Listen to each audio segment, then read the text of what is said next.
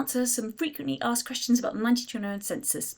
For instance, can you access it free? Why isn't it on Ancestry? And what's special about it? So first up, can you access the 1921 census free? Well, yes and no. If we're talking about the 1921 census for England and Wales, then yes, you can access it free if you can get to certain locations. So if you can get to the National Archives at Kew, if you can get to Manchester Central Library, or if you can get to the National Library of Wales in Aberystwyth, you can access it free there. Also, if your local library is one of those libraries that has a library edition to Find My Past, you can access it free there. Otherwise, you're going to need to take out a subscription or pay micropayments to Find My Past. So the subscription level you need at Find My Past in order to access the 1921 census is the premium subscription, and this costs £19.99 a month, and it's billed the minimum 3 months, so that's just shy of £60. They bill it at £59.99. Alternatively, you can pay micropayments. So micropayments can be a kind of more judicious use of your pennies. So you don't need to have a paid subscription to Find My Past. You can just register with a free account at Find My Past, and then you can pay as and when you want to use the 1921 records. So you can pay £2.50 to get a transcript, that's a typed up version of the details of your ancestors' census entry in the 1921, or you can pay £3.50 to get a digitised image, so a digitised image of the original 1921 census records for England and Wales. For Scotland, it's slightly different. There isn't anywhere, or at least anywhere that I know of, that you can access the 1921 census completely free of charge. It has a similar but different approach. There are some hubs where you can go and access the 1921 census for Scotland. So this is the Scotland's People's Centre in Edinburgh, and also the Burns Monument, Clackmannanshire Family History Centre, the Heritage Hub at Hawick, Highland Archives Family History Room in Inverness, and the Mitchell Library in Glasgow. So you can access them there, but you need to pay a £15 day visitor fee, or you can go to the scotlandspeople.gov.uk website and you can pay 6 credits per 1921 census record that you wish to download, and 6 credits is about £1.50. So those are kind of your payment options and your free options across England, Wales and Scotland. So why aren't I mentioning Ireland? The reason I'm not mentioning Ireland is because the 1921 census for Ireland never went ahead. 1921 was a really tumultuous time for the country. We'd just finished the First World War. We were recovering from the effects of the Spanish flu pandemic. There was strike in the air. Major strikes. There was the Irish War of Independence, so it's a kind of tumultuous situation on many, many fronts, and because of this, the 1921 census nearly didn't go ahead. It was due to take place on the 24th of April, but just 10 days before that, the government decided it really couldn't go ahead with the census. There were too many other things going on, and probably it wouldn't have been a very accurate head count anyway, because people were all over the place, and some people may decide to boycott the census just as a political protest.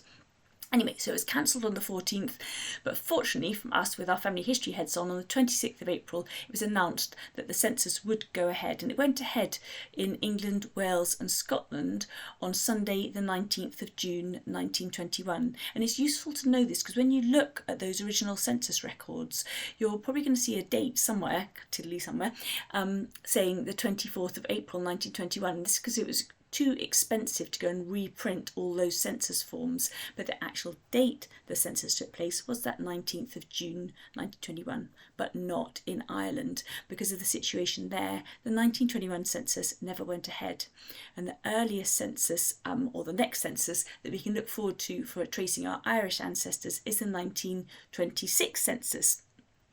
So other questions about the 1921 census are, why isn't it available on Ancestry? Ancestry is a very comprehensive site. Why doesn't it have it?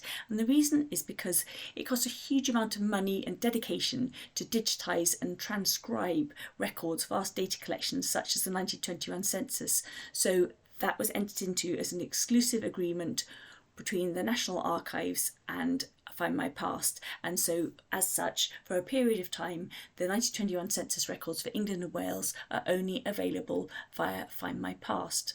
For Scotland it's different because Scotland, the digitised records for the Scottish censuses are only available on the scotlandspeople.gov.uk website. You will find indexes and transcripts elsewhere for some of the other censuses, but Scotland do keep the digitised records of their census collections kind of closely guarded via that .gov.uk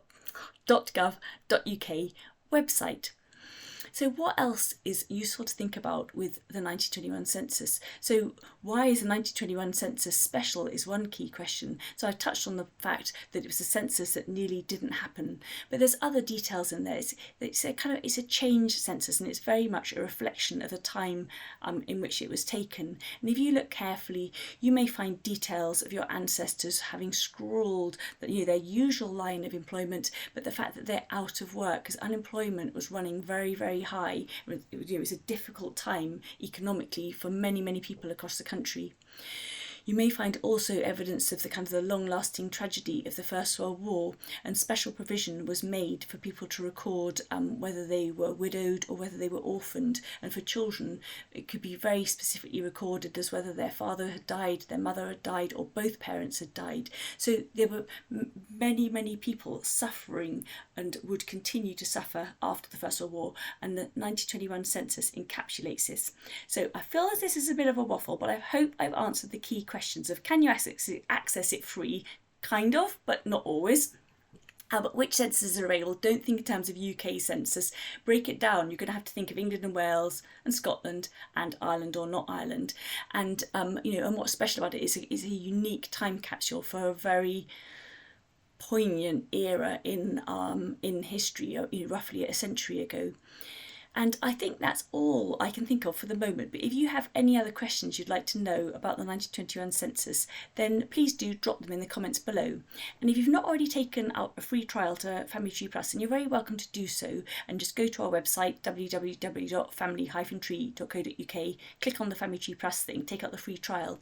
Because in our online library, you can go back to those early editions of 2022 when we were so excited about the 1921 census coming out. And we've got some coverage there of how to use the records, how to search the records, and what was happening in the world at the time, a bit of a time capsule. So you can read those articles and download them and enjoy them and get a bit more of a flavour about the 1921 census. The waffle 1921 census. Okay, enjoy. Bye bye.